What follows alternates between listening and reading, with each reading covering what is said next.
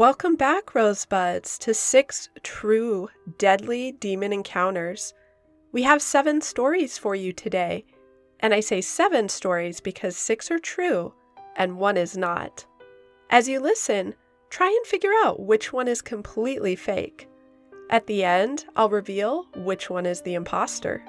So sit back, dim the lights, and settle in with a nice hot cup of tea for some deadly demon encounters to tell in the dark.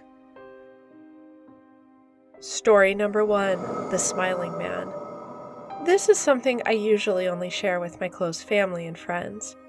To give you context, I live in the capital of my state, but used to have a great-grandfather in a little town around 3 hours away.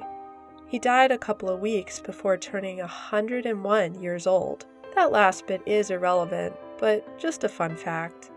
The point is, my family used to visit him at least once a month. I believe I was haunted by something, now I know are called guardians, entities sent to a person to be stalked by it. I have a vivid memory of my family staying over to sleep at my great-grandpa's house. They gave us some hammocks and blankets. This was in Mexico, and yes, it gets cold, especially during the early morning before the sunrise. Since I was 7 to 9 years old, I like to have something to eat because I tend to wake up around 2 to 3 a.m. every night. Our hammocks were in the living room, and I was near a small table with cookies that my mom prepared beforehand, knowing I would get hungry and didn't want me to bother others in their sleep by getting up to get a snack. In front of the table was the door that usually remained open. It was a small, safe town, and all the neighbors left their doors wide open during the night. But since we were there, they decided to close and lock it to make us feel comfortable. Next to it was a big window with iron bars. The window was basically a wall, extended almost from the floor to the roof, column to column. I took a couple of cookies and ate them without looking up. Suddenly I felt a chill on my body, telling me by instinct that something bad was about to happen. The goosebumps didn't take long to invade my body, and that's when I heard it. Tick, tick, tick. There was someone or something tapping the iron bars of the window, trying to get my attention. I looked up and saw a pale head with black veins, no hair, and the place where the eyes were supposed to be were empty, just pure, infinite darkness, and it was smiling. The smile wasn't filled with endless razor-sharp teeth like you'd imagine, or unnaturally bended fangs. It was just a deep, hollow smile. But it was unnaturally big, taking up 3/4 of its face. No tongue, just pure darkness beyond where the teeth should have been. I couldn't see its body, just the long neck and the long pale hands that ended with black tips pointing at the door. I felt a compulsion to open the door and got nearer and nearer step by step. I felt my mind was trapped in screaming, but no sound came from my mouth, all while my body continued to move towards the door. I don't know what happened, but something snapped inside of me, and somehow while my little hand was on the lock, I was able to regain my senses. I remember crying in silence and managing to get back to my hammock. The thing eventually left the window, but not without reminding me it was still there with the endless tapping on the iron bars. I don't remember how or if I slept the remainder of the night, but the next memory is my family receiving the news that the neighbor died because of a heart attack in the middle of the night. He was found next to his door. There's no way for me to confirm this. While it was a vivid memory for me, as clear as my core memories like my first kiss or the first time I won a fight on an elementary school playground, my family insists that such things never happened because we always left before sunset. After that incident, I had a phobia of a window wide open in the middle of the night, so I always kept my curtains closed after sunset. But every once in a while I heard it, reminding me it was still waiting for me to open the door. Tick, tick, tick. Story number 2, Shadow Man with a dog. When I was younger, I saw a shadow man standing in my front yard under the willow tree when it was dark out. I stared at him for a long time because I knew he would disappear when I looked away. He was wearing what looked like a cape or a trench coat, and the collar was up. He had a dog, and it looked pretty big, maybe fluffy even. The neighbor's dog would bark, and it would look over where they were and growl and act as if it was going to lunge in that direction. The shadow man had a hand on the dog, and he would pet it when the neighbor's dog did this. The shadow man's dog would look back at me, put its head down as if stalking me. I turned and screamed for my family to come. I backed up and kept my eyes on him. Everyone came out and looked but saw nothing. My mother had me describe him though, and she started crying, saying that she saw the same thing before but didn't see him now. There's no way I could have known she'd seen him before because she never told us kids about it. My mother was spirit sensitive and had always seen things that weren't there, but this encounter in particular really scared her. She said it had a bad energy, and the fact that I could hear the dog growling made the whole situation so much worse. I couldn't see his face, but I had a gut feeling he was smiling at me. He never once looked away.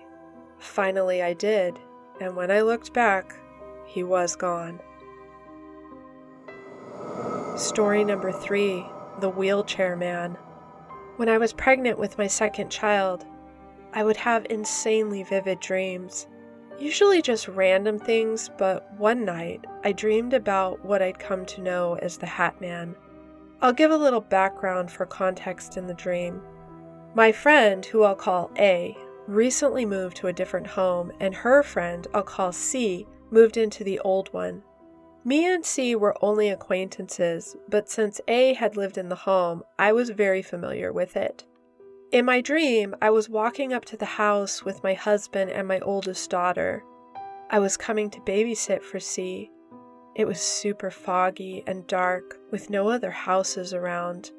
Nothing but a man sitting outside of the fence. He had his back turned to us, just staring at the house as he sat in his wheelchair. The feeling I had was extremely uneasy, and something about the man was just off. As we approached, I got the sense that this man wanted to get into the house, but couldn't. He appeared to be middle-aged. Nothing stood out besides the wheelchair and his hat. It was a hat like you'd see in the show, Peaky Blinders. The closer I got, the more I somehow knew that this was not a good person. In fact, he was not a person at all, but something pretending to be one. And the wheelchair was only a guise for him to seem like he was not of any threat. Don't ask me how I knew all this. It was maybe just dream logic, I guess. I said to my husband as we came up beside him, almost passing the entrance to the gate, "Don't look at him. Don't talk to him." For whatever reason, I looked at his face then, and he started to change. I can't really describe what he became, but as it grew and morphed, I could sense his anger fuming as he became this distorted, towering thing. We quickly rushed past him and into the house. Then he disappeared. When I got into the house, nothing was right. It was abandoned and dilapidated, save for a worn kitchen table with 3 little girls, all in the same onesie. I could see 2 were twins, and 1 slightly older. For context, my friend C only has 1 son and a toddler girl, and I've never babysat for her or even met her children. I told A about the dream a few days later. I always tell people about my dreams for some reason. I think they're entertaining and weird, and I'm sure anyone who has the misfortune of hearing about them probably just thinks the latter. She agreed it was a weird dream and said C had been talking about her son complaining of a ghost or something in his closet at night scaring him. A ended up telling C about my dream, and shortly after, C reached out to me privately, and what she said sent shivers down my spine. Before her daughter was born, she had a miscarriage, twins, and her son had been intermittently telling her about some ghost that came out of his closet at night with a weird hat on. She also said she had been extremely depressed and feeling very off lately. C asked if I had ever heard of this hat man, but I never had. And just as well, the hat in my dream wasn't the same type as the one her son described when he talked about this. I told her all the details of my dream, and we ended our convo agreeing it was very creepy and strange. I didn't talk to her again after that. Honestly, I had forgotten about it since I was so busy with a toddler and would be giving birth soon. My pregnancy was hard, and postpartum was harder. I immediately had severe PPD, and honestly, my brain went to some scary places during that time. I won't get into that part much, but I'm really lucky to still be here now. One day, a few months after I had my second daughter, I laid down on the couch to sleep while the baby slept. I was in some weird, half-dream, half-awake state when I heard and felt someone come to the edge of the couch, standing behind where my head was. I got the feeling it was a man and he was frightened. Just as fast as he appeared, he disappeared, and someone, or rather something, was left standing behind him. The sense of dread I felt through my entire body was so intense. I felt heat burning through my body just before I jerked awake. As I opened my eyes, jolted upright, and turned to face what was behind me, I caught a strange glimpse of something. It was like a fleeting shadow, just a black outline shadow-type thing. A tall man, wearing a wide-brimmed hat. Then, in a blink, he vanished. I don't even know why I said anything. It just came out of me. Why? In a quiet, retreating voice that was not my own. But unmistakably, a man's voice responded, "Because you invited me in." After the initial shock and questioning of my sanity, I realized that whatever that thing was, it was the very same energy I had felt from the man in a wheelchair in my dream months before. I'm really not one to believe in shit like this, and quite honestly, it was the last thing I was thinking about since I was so busy and tired from the delivery and adjusting to a new baby. Because it was eating at me, I went and Googled the description of what I saw and scrolled through images. There it was, the dark silhouette wearing the same hat with the caption, "The Hat Man." I read so many articles trying to piece together this strange experience, but in the end, it still makes no logical sense. We interrupt this program for a brief Black Rose PSA. Did you know, dear Rosebuds, that if you don't hit that like button today, a curse of the Dust Bunny demons will haunt you forevermore? It's absolutely true. So make sure to protect yourself and tap that like button 3 times after vacuuming every corner of your house. All right, back to our regularly scheduled broadcast. Story number 4, Creepy Guy and Red Orbs. I have quite a few stories, but one of the most vivid ones I remember was when I was living in a new building. We moved in when I was 9 years old, and my mom used to burn incense and sage quite frequently. We thought she was just being weird because she had never done anything like that before. She said it was because my brother kept seeing things in his room. I didn't believe it was real, and made the mistake of saying that I would swap rooms with him so he didn't have to worry about it anymore. We were siblings, so of course I thought he was just trying to get attention. Until one night, I woke up in the middle of the night and saw a disgusting, creepy, barely humanoid dark figure standing in my doorway. I just thought I was seeing things, so I turned my lava lamp on next to my bed so I could see more clearly. There was nothing there but a weird shadow, so I brushed it off and went back to sleep. I woke up later that night to a very strange feeling come over me. I can't really describe it, but it was unsettling. I looked up from my bed and peered over towards the doorway when I saw two bright red orbs flying around. They didn't put off a good vibe. The orbs combined and landed on a pile of sticky notes I had left on my bookshelf next to the door. Then the sticky notes caught on fire. They burned for a short while, but it didn't spread. It almost didn't really appear to be fire at all, but it's the closest description I could come up with. It was a really bright, small, red and whitish light. I was so terrified, I put the duvet cover over my head and tried to go back to sleep. I woke up the next morning and the sticky notes were gone. In its place was a pile of soft, black, sooty ash which had blown onto the carpet and into the tiled floor outside my bedroom door. I didn't tell anyone about this for a while until maybe a few months later when I decided to mention the disgusting weird figure in my doorway to my brother. We both described seeing the same exact thing in high detail to each other. We didn't stay in that house for too long after that. Even my mom knew it was there. I haven't slept with my door open ever since.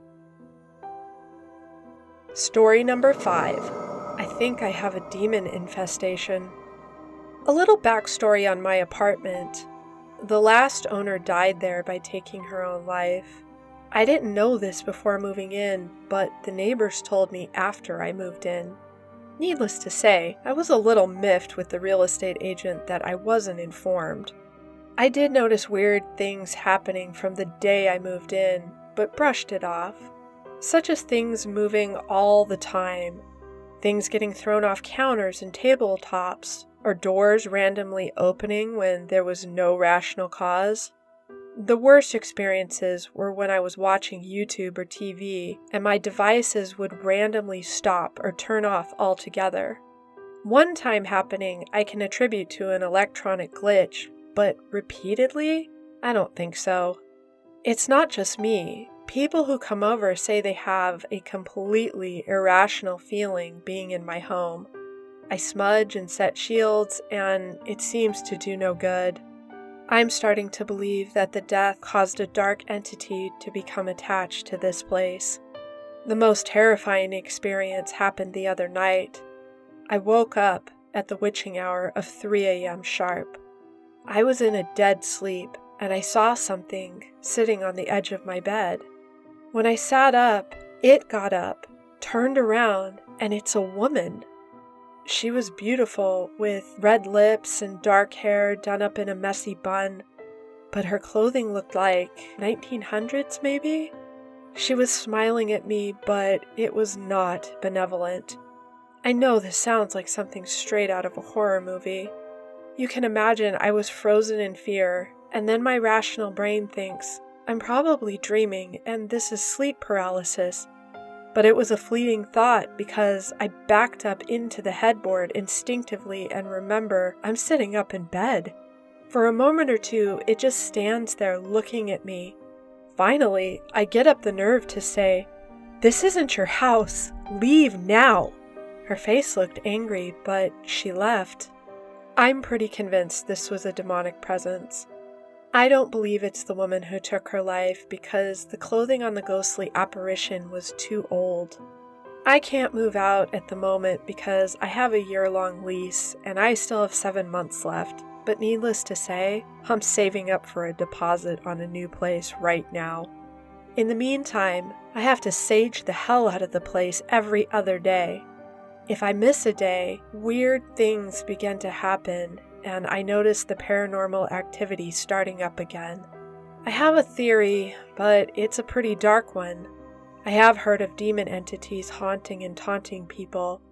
I'm starting to wonder if the previous tenant had mental health issues, but they were exasperated by this entity.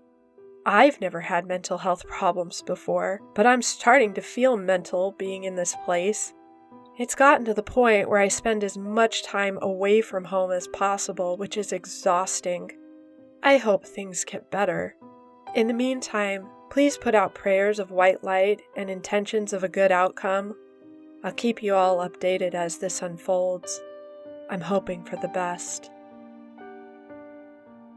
Story number 6. Cautionary Tale of Cursing Someone. This story happened to my best friend when we were in high school together. Because of it, I became a believer in the paranormal, and furthermore believe you shouldn't mess around with things that you aren't sure you can control. My friend, who I'll refer to as Jen, was going through a tough time at home.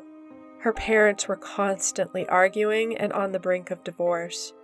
For context, this was her stepdad, and he was super extremist Christian and very emotionally abusive to her mom and siblings. He would try to get all of them to go to church. Her mom was kind of laid back and didn't care if her kids were religious or not, but the stepdad felt that their immortal souls were in peril if they didn't accept Jesus and become saved. I think Jen wanted to rebel, so she started to dabble with witchcraft. It wasn't anything dark and devious, just doing tarot and mirror scrying, lighting candles and mantras and such. It was harmless from what I could tell and gave her something to focus her energy on. Well, harmless until she met a girl I'll refer to as Allie. Allie was also into magic practicing, and Allie had a sister in college who was deeper into magic practice. Allie's sister was not the light white practicing kind that Jen had been dabbling with. Allie's sister was into some deeper dark blood magic kind of stuff.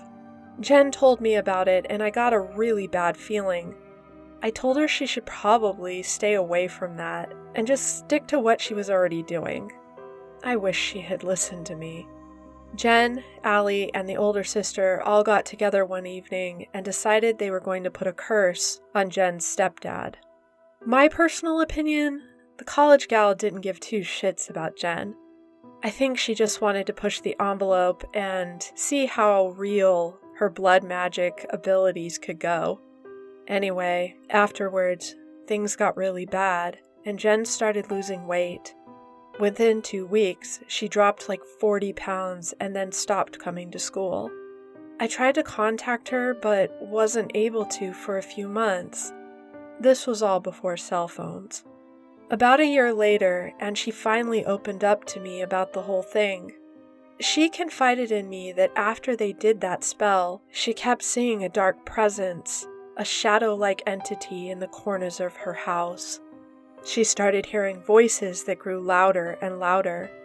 They kept telling her life wasn't worth living and it was all pointless. Unfortunately, she had tried to take her life with pills, but her mother did get her to the hospital in time. The failed attempt ended up being something of a blessing in disguise because that's when they realized she was anorexic. Her mother was so involved and wrapped up in her husband's BS that she didn't even notice her daughter withering away. After the hospitalization for her eating disorder, her mother finally woke up and left this guy. Ironically, Jen believed that the curse worked, but in the worst way possible. One of those cautionary sayings come true, be careful what you wish for. Anyway, her mom moved out, and whatever dark presence that was summoned stayed behind with that guy. At least that's what Jen believes, because another interesting point, he ended up losing his job not too long after and going to prison for tax evasion on his properties. Jen and I are still friends to this day. Not often, but sometimes we talk about that time in her life. After a lot of therapy, she can finally converse openly about it and not get triggered. We both have to wonder if that guy had cursed things happen to him because of Allie's sister's curse, or simply because he was just a terrible person to begin with. Story number 7, Shapeshifter Demon. When I was younger, around 4th grade, I slept with my door open. Out the door is a very short hallway you could cross from my room to my parents' room in about 4 steps. On the other side of the hallway from my door is my parents' room. On the right side wall is the bathroom, and the left goes out to the dining room, living room, They were basically one large room. I suddenly woke up at 12 a.m. one night and saw a silhouette of my uncle leaning his back along the doorframe on the right side. To preface this, he wasn't dead. He was alive at the time and currently still is. I said, "Why are you standing there? You can come in." It stood there for a good 2 minutes before moving. As it slowly came towards me, instead of walking, it crawled along the floor like a shadow would. I freaked the fuck out as it got closer, and I noticed that the shadow on the floor no longer looked like my uncle, but a small child, and it had what seemed to be a kitchen knife in its hand. Of course, I screamed bloody murder for someone to come help. My mother blasted through the door, turned on my light, and asked, "What's wrong?" Because of how the light was angled exiting my room, a small corner by her bedroom door was still covered with darkness. There it was, standing, not moving, as if unable to escape because the light blocked its path. But I could see it clear as bright day. I pointed, crying in absolute terror, saying, "It's right there, can't you see it?" She said, "There's nothing there." She calmed me down and closed the door. Ever since, I've slept with my door closed. Fast forward and cut to middle school, where we moved to a new house, the one I'm currently in. I decided for some stupid reason, it's been years now, I'm older, it's a new house, and I'm sharing a room with my new baby brother, it wouldn't happen again. I slept with the door open that night, just for it to happen exactly the same way. I don't know why I didn't remember last time I invited it inside my room again. Same uncle silhouette, same transformation into a child with a knife, stuck in a dark corner in the hallway when my mother came. She still couldn't see it. Ever since then, I've decided I'll never sleep with the door open for the rest of my life, nor unlocked. That stuck with me ever since and makes me personally believe in the paranormal. I don't care if no one believes me. That's fine. I don't need anyone to believe me. I know what I saw, what I experienced, and it's definitely traumatized me. Well, Rosebuds, have you guessed which story was the fake? Before I do the reveal, drop us a comment. What would you do if you woke up in the middle of the night and saw one of these demonic entities in your room? Alright, on to our reveal. Story number 5. I Think I Have a Demon Infestation was completely made up by yours truly. I hope you enjoyed listening to it all the same. Also, if you're clamoring for more ghost tales, don't forget to check out our playlists for more true and fictional creepy stories, sure to keep you up all night.